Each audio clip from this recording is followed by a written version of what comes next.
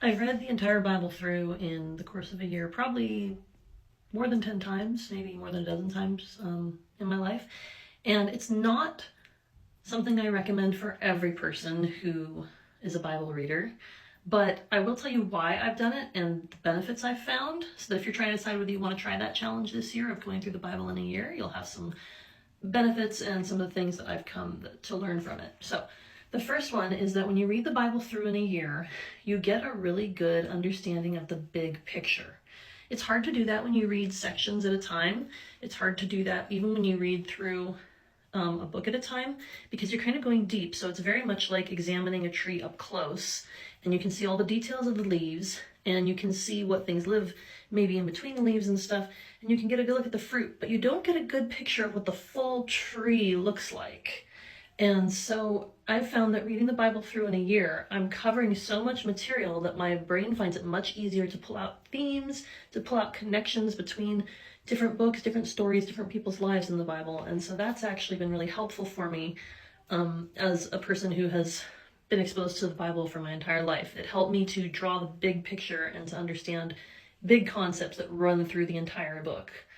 Another thing that I've found is that when I read the Bible through in a year, I usually try and pick a translation that is not the one I'm used to hearing all the time. So for years, the church I was a part of, King James Version and the Darby Bible translation, were the ones that most people use, and it's very old English.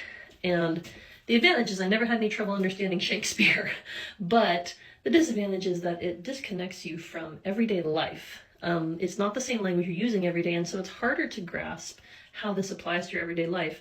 And so for me, reading the Bible through or listening to it as an audio Bible, which is what I did this last year, reading it through in a year helps me to absorb it more at a basic level as well as an extended level. It's struggling with what I'm trying to say here, but basically being able to read it through a new translation helps me to understand how it applies to my everyday life, because it sounds more like what I'm everyday reading.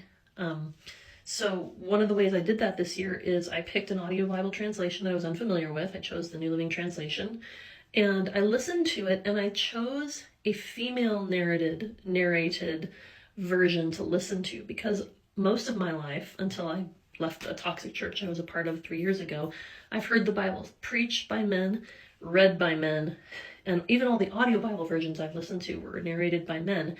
And so for me, it was really important as a woman who's trying to work through some of the challenges and some of the false or off-base teachings that I encountered growing up. It's been really important to hear it from a woman's perspective and as a woman reads it, and to absorb it in a new way.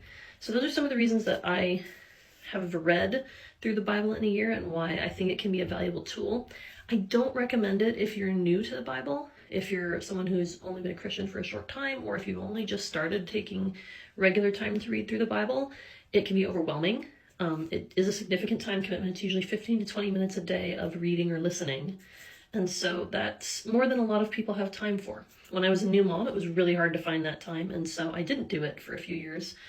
But if you have more time, or if you have an extended amount of time where you could listen to something, like if you have a commute or something, going through the Bible in a year can really be a useful tool to enhance your Bible study.